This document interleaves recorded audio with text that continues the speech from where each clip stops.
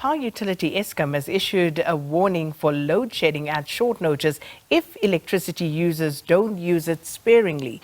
Now, Eskom is urging South Africans to reduce their consumption as the system remains constrained.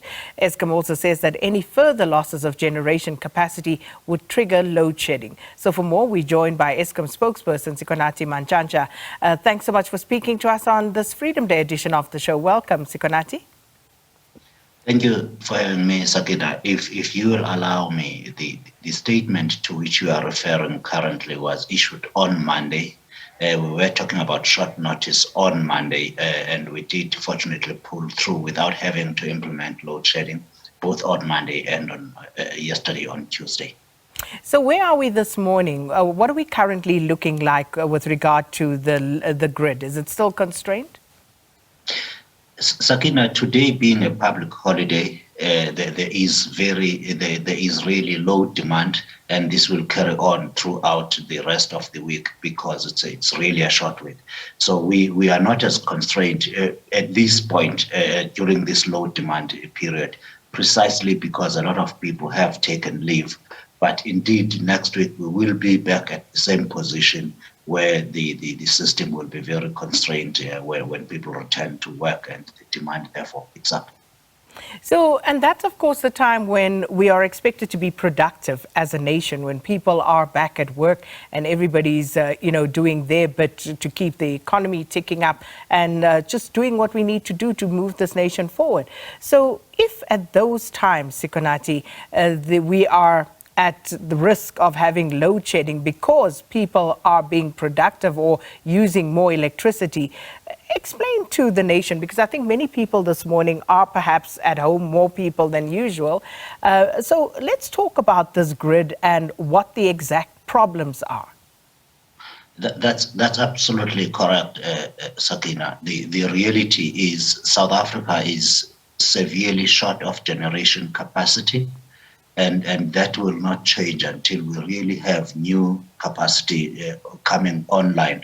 That is new power stations, whatever technology those would be, but we need new capacity. At the moment, that is estimated at between 4,000 to 6,000 megawatts of new capacity. Until that comes in and helps us to power the nation, there really will be this severely constrained situation with load shedding always looming. Of course, Eskom is doing what it can. For example, we have 5,000 megawatts of capacity that is out for planned maintenance. That is in preparation for the high demand winter season.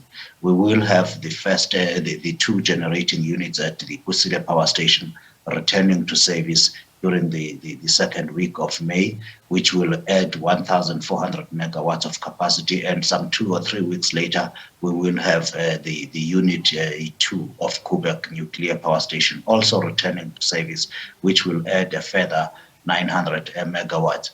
So during the peak of winter, Eskom will be able to supply 35,000 megawatts to the country, which generally is sufficient to get rid of load shedding. But that is only during that period.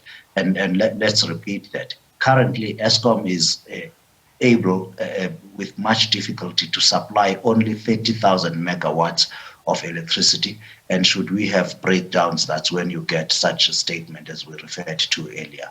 We will continue to have this constrained system for the rest of the period, I repeat again, until we are able as a country to have new generation capacity added, that is power stations being built. So would it be fair to say that we should just accept as South Africa at this stage that the grid is perpetually constrained? The grid is perpetually constrained. Eskom has been saying publicly so since at least December 2019 that this country needs, at that time we spoke about 3,000 megawatts. That gap will keep growing as the current power stations are getting even older and even less reliable. And of course, demand increases with improvements in economic activity. So it's an ongoing target that requires continuous investments in generation capacity. Before that is resolved, we will not be able to supply the country fully and with confidence. That is our reality, unfortunately. And I think just looking at your website there at the monthly Eskom generation capacity breakdown, that is evident, Sikonathi, that it's just coming down all the time. But where is the additional capacity to augment the grid going to come from? Where are you as Eskom looking for it to come from? Apart from what you've just told us about Eskom's fleet, apart from Eskom's fleet, where else do you expect it to come from? Sakina, outside of Eskom's fleet, the procurement by law in South Africa, the procurement of generation capacity is the responsibility of the Department of Mineral Resources and Energy, which has called for bids and indeed is helping to connect additional power into the system, and that is renewable energy mostly. Those are great efforts that will indeed in the long term help. They are, of course, never going to come immediately as you need them. Now, we are expecting some 2,000 megawatts to be connected over the next 2 years, and that doesn't solve the current problem now. So by law, only the department can procure these. And we have had the reform where last year the government raised the limit for license exemption to 100 megawatts. Those any investments by the private sector there will still take another approximately 18 months to come through to assist, and that is what we are working with. And I take your point that obviously some of these questions with regard to renewable energy needs to be put to a different department. However, as Eskom, as the power utility, as your expectations in terms of what has been already signed off on in deals that have been made, the 27 IPPs, I'm just trying to remember, which year was that, Sikonathi, when those contracts were signed? Was it 2019? Earlier than that? Earlier than that. It was earlier than that. Yes, and we do have some IPPs already contributing to the system.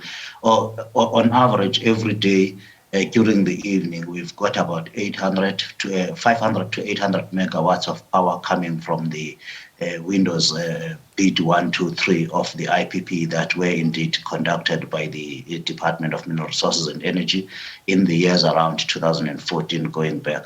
The others that have recently been signed off are coming on stream because there was also a break there when the government stopped procuring investments from the private sector during 2015 all the way to 2018. That 3-year delay meant that any capacity that was agreed to by the government during 2018 will only be coming on stream starting next year. So that's the only additional power that will be coming through. And as for Eskom power stations or base load, the last power station to be built is currently still underway, and that is Kusile. And the completion date there is set for 2023 around May. We have already 4 units generating there, and I said 2 of them are currently on breakdowns. They will bring that capacity. So it has taken Eskom to build its 2 power stations now 15 years. That really means there has not been any additional capacity, and there has not been any plan beyond that to bring any new generation capacity to cater for growth, to make sure that 5 years from now, whoever will be speaking for Eskom is not having to talk about load shedding. And we've said it before, it's absolutely preposterous that it would take 15 years plus to actually build 2 power stations. But as things stand at the moment, Sikonathi, with regard to the grid, as you say, apart from baseload, how much in total of the capacity on the grid is actually generated by independent power producers? We on average, we have coming through, because renewables, Sakina, only give you 1/3 of installed capacity. That translates to about between 500 megawatts to 800 on average. On really good days, we have had up to 1,200 megawatts in total coming through from the IPPs and renewables. That's as much as we have gotten so far. There is installed capacity of both wind and solar of about 3,500 megawatts, which, as I have said, only gives us up to 800 megawatts on average. So when we get new connections, that share of renewables and IPPs will indeed increase. Is that really good value for money for Eskom and for the South African public? If you look at, I mean, I'm not sure if you are able to tell us how many independent power producers are producing the capacity that you've just told us, up to 1,200 megawatts. How many of them are contributing to that, and also at what cost? You spoke about 27 bidders. So that's just from the 27? Over the years, yes. And those are in various stages of being built or constructed, and some have already been connected. I don't have the numbers right now. I can't tell you how many are currently producing.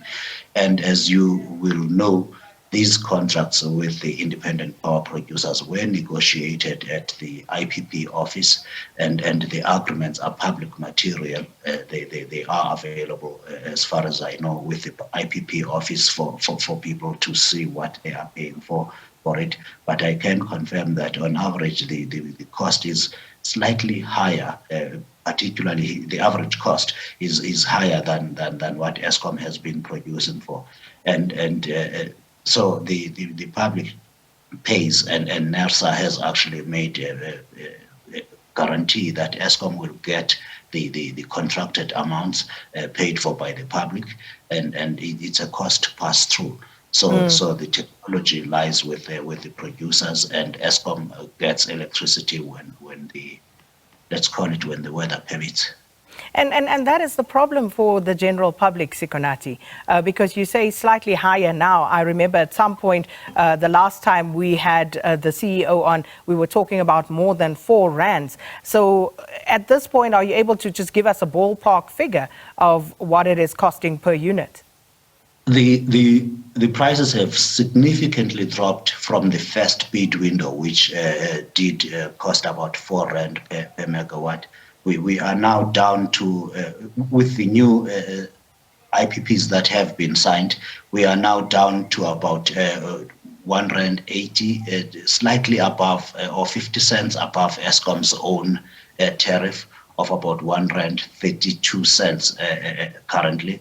So they have come down significantly as technology improves and as South Africa scales up these investments. So we have been able to reduce the cost of the IPPs. Certainly, there will be, should South Africa continue to procure more IPPs, the price will drop even below Eskom's cost of producing, which would be the great news for the people of South Africa. No, not great news until it happens, Sikonathi, because remember, that was the story we were sold to begin with, that it would be cheaper to produce these IPPs. And how many years down the line, and they are still costing us more than what it would cost Eskom to produce. It is totally true that it will be cheaper to produce electricity from IPPs if we actually do conduct the investments. In countries like Israel, for example, it costs 50 US cents per kilowatt hour to produce electricity from the IPPs, and that includes storage. South Africa is not there yet. We have not managed to get those prices precisely because of that break that I mentioned earlier between 2015 and 2018, when the government did stop procuring in the IPPs. Yeah, it's a story that's going to go on, Sikonathi, and ultimately the public remains unhappy because we are paying quite a high price for the electricity that we consume, electricity that isn't, uniformly available throughout the year for South Africans to consume. And of course, there's the cost that goes with all of it. Because at the moment, there was talk about Eskom's spending on diesel, for example, and spending astronomical amounts on diesel, yet the lights are not on constantly. The lights are off. Diesel costs are through the roof, and South Africans are just feeling totally frustrated at this point.